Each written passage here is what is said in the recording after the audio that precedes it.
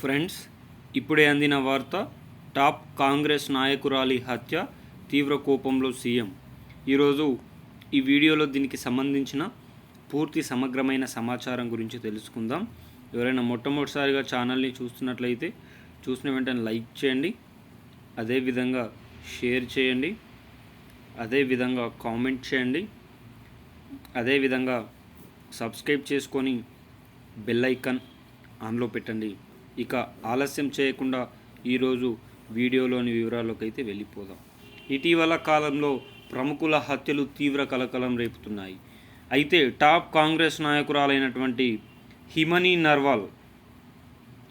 నర్వాల్ని దుండగులు చున్నీతో గొంతు నమిలి చంపడం అయితే జరిగింది. ఇది హర్యానా రాష్ట్రంలో జరిగింది. ఈ హిమనీ నర్వాల్ భారత్ జోడో యాత్రలో రాహుల్ గాంధీతో కలిసి పాల్గొనడం అయితే జరిగింది. ఈమె హత్య పైన మాజీ సీఎం భూపేందర్ సింగ్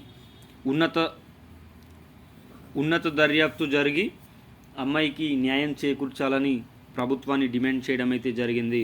అయితే అక్కడ మున్సిపల్ ఎన్నికలు జరుగుతున్న వేళ ఆమె హత్య కలకలం రేపడం అయితే జరిగింది. దీనిపైన తెలంగాణ సీఎం రేవంత్ రెడ్డి కూడా స్పందిస్తూ శిక్షలు మాత్రం కఠినంగా వేయాలని పేర్కొనడం అయితే జరిగింది.